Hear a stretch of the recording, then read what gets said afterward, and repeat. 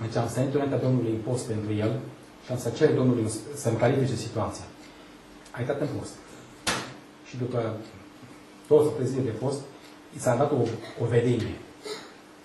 Și omul s-a cutremurat și a mers la ăștia acasă și a fost jenă să îl abordeze pe el.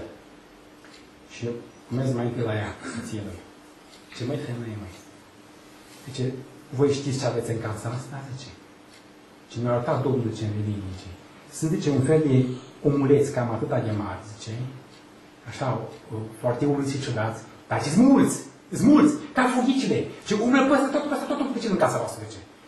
La care ea, știi ce spune? Ce da, știu, ce și eu îi văd. În fiecare zi. Dar m-am obișnuit cu ei. Dar de ce stai că asta nu tot? Zice, mai este unul foarte mare, care stă acolo călare pe cuptor, aici în casa voastră. Zice, înalt! E cu capul până în tavan. Deci e foarte zdravă, îmbrăcat în negru, e foarte urât și la ăștia le dă porunci. Și ăștia mici zice, îi slujesc, zice. Femeia, aici e mare bani la voi în casă. Zice, hai, eu îți propun, zice, să mergem la o biserică și să îl punem pe față în rugăciune ca să fie eliberat. Aici este putere demonică peste voi. Să fie curățată acasă, să fie eliberat de spregile astea. Nu, el îi se spune mai cu câr, mai cu mâini bune. E achinuit, frate, nu e de joacă asta. E achinuit. L-au dus la biserică, în fine, nu vă dau nume, nu vă dau locuri, nu vă dau nimic, că nu este dreptul meu să stau pe scot în bileagă și ceva. Dus la biserică, au vorbit cu pastorul respectiv și au spus pe fratele, pe fratele sau, mă rog, cum i-au spus, că nu știu dacă era fratele, era nu. Și să ne rugăm pentru el și că are probleme. Și au spus cam ce am putea să fie. Și pastorul de la acolo a spus, bun, toată biserica acum ne punem pe genunchi și rugăm pentru fratele care are probleme. Și-au început rugăciunea și-au chemat numele Domnului acolo, în momentul respectiv, au început să scoată pe gură niște sunete onomatopeice de fiare sălbatice, ceva din junglă, de ceva nemaipomenit, poate nu s-au auzit pe fața pământului. Auditoriul, audiența s-a speriat, rugăciunea s-a oprit și ce că au zbuchit afară toți pe ușă ca și potrivichele când trăznește de furtună. Și a rămas o situație extrem de penibilă. Omul cu problema, ăsta care mijlocea și pastor. Și au plecat, pacientul respectiv, a plecat din Mesia acasă la fel cum a venit. Asta este puterea care nu s-a declanșat în biserica respectivă și învățăturile care se dau în biserică. Dar trebuie să plece de acolo eliberat și convertit. În schimb, am niște exemple extrem de pozitive. Evenimentele astea două care acum am să vi le povestesc, legate această putere și care are o corelație foarte directă cu ce am citit acum. Puterea celui Sfânt te va umbri. Am să vă povestesc două evenimente care o să vă demonstreze ce e aia. Că puterea te umbrește, puterea te vine peste tine. Pentru că când spui una din lume lucrurile astea, îi se par oameni buni, nu vă supărați că vă spun, îi se par basme. Nu știe ce e aia. Dar în momentul în care vine unul și spune, uite măi ce mi s-a întâmplat mie, uite ce am pățit, uite ce am simțit. Altfel sună. Altfel convinge. Are impact. Un mesaj trebuie să aibă, cum să vă spun, aceste condimente specifice care să convingă, care să demonstreze că este ceva de actualitate. Era un tânăr de 13 ani, un copil, da. Era pe o biserică penticostală, aici lângă noi, în California. Ei erau oameni din familie de creștini. Și mergea la biserică, era așa de bucuros.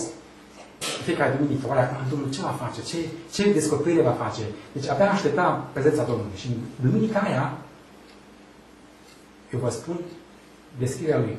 Eram în bancă acolo pe partea bărbaților și am simțit la un moment dat așa ca o greutate care se pune pe umerii mei, ca un fel de pelerină din lână, dar foarte grea și caldă.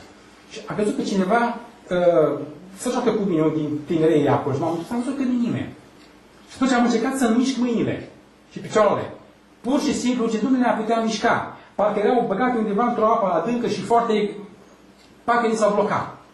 Și atunci am încercat să-i mulțumesc lui Dumnezeu. Și în clipa aia ce maxilarul cum era blocat, am început să scot pe gură niște sunete și niște cuvinte într-o limbă, nu era nici engleză, nu era nici limba lui maternă, o altă limbă. El l-au auzit, ori exprimat într-o bucurie și au spus în gura mare ce A fost binecuvântat sau botezat cu Duhul Sfânt. A plecat acasă. Nu putea vorbi decât numai în limbile astea străine. Oricine îl întreba, îi răspundea într-o limbă pe care nici nu o înțelegea. Era seara. A fost la serviciu de seară. S-a închis în camera lui, s-a depus pijama. Simțea prezența aia, puterea aia care l-a apăsat, că s-a pus pe dușumea jos. Și puterea, prezența aia fantastică și a auzit o voce, zicea el. Aceeași voce care am auzit-o în Catedrala Verde, din lanurile de grâu, când eram acolo la tata acasă, în câmp. El avea o gospodărie și îl trimita mereu. Și el când mergea la câmp, fiind copil crescut în familie de creștini, el se ruga lui Dumnezeu acolo și el a gândit la anul acela Catedrala mea verde. Și îl dăma pe Dumnezeu. Și aceeași voce care am auzit acolo în câmp, am auzit acum aici. Și a spus Demos, că și-o chema pe el. Zice, te poți scura? A spus nu. Era sfânt. Exact cum scrie aici în Daniel. M-au părăsit toate puterile și am căzut la pământ ca un om mort. Și zice, Demos, îl întreabă a doua oară, vei mai pune tu la îndoială vreodată puterea mea? Pe care el o simțea. A spus nu. Și la un moment dat puterea asta a intrat în mine. Am simțit în clipa aceea că parcă pot să știi prin tavan să zbor într-o lume a lui Dumnezeu și de acolo să văd tot pământul. Și să înțeleg pe Dumnezeu cu toate problemele pe care oamenii le au. Și a fost o stare de nedescris. Și atunci a spus, Demos, puterea asta este dreptul de întâi născut al fiecărui creștin. Născut din nou. Este dreptul tău. Primește-l. Oameni buni, avem dreptul la chestia asta. Aceste putere. Domnul să vedea? Peste 2-3 săptămâni, sora lui mai mică avea 6 anișori. Era deja cu cotul în ghips. A căzut și a rupt cotul. Cotul și genunchiul sunt două articulații, vă spun așa pe direct, extrem de sensibile. Aia când se rup, se vindecă extrem de greu și cu complicații.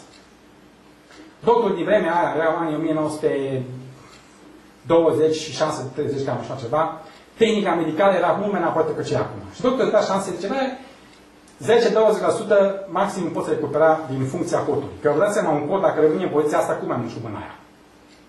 Trebuie să o pui așa, că măcar așa poți să iei liber, da? Și sunt niște unghi de mișcare. Cotul mișcă de la 0 la 140 de grade. Asta este limita de mișcare în poziția asta. În fine. Și fata era cu mâna gips, șanse mici de recuperare. Și eram la biserică, pe banca bărbaților. Am simțit din nou acea pelerine care a venit peste mine, puterea aia, zice, și care m-a copleșit și căldura aia. Atunci nu m-am speriat. Am știut cine e și pe clipă mi s-a dat, zice, îndemn. Ce am de făcut? M-am scolat de la bancă, am mers în rândul femeilor. Pe ultima bancă era sora mea, Florence. Era micuță, 6 ani avea. Am mers lângă ea și am spus încetișor, Florence, a venit să mă rog pentru cotul tău, în numele lui Iisus. Și ea s-a uitat la el așa cu ochii mari, negri și foarte așa solemnă. N-a zis nimic. Și în momentul în care am atins gipsul, nici n-am apucat să zic un cuvânt de rugăciune. Am simțit cu forța aia, a trecut prin mâna mea a trecut un foc. Și a trecut în gips. Fata a spus, da, mă arde. Mă arde. S-a rugat. Bineînțeles că s-a rugat câteva cuvinte. N-a observat aproape nimeni ce s-a întâmplat. După 3 săptămâni când s-a luat gipsul jos, medicul nu a venit să creadă cum s-a produs vindecarea. N-a avut explicație. Ea atunci avea 6 ani. Peste exact 11 ani a fost implicată într-un accident rutier îngrozitor. Era timp urât, ceață, și nevăzând s-a izbit într-un camion care era pe partea dreaptă și turna zmoală, asfalt. Asfaltul era fierbinte, încă era în flăcări. A fost aruncat din mașină, a căzut cu spatele pe asfalt și căldura aia, focul ăla, i-a ars până și pelea pe spate. Și a izbit însă de trotuar, i s-a făcut o fractură de șold și de bazin cumplită. A fost dus în comă la spital. Situația ei a fost deosebit de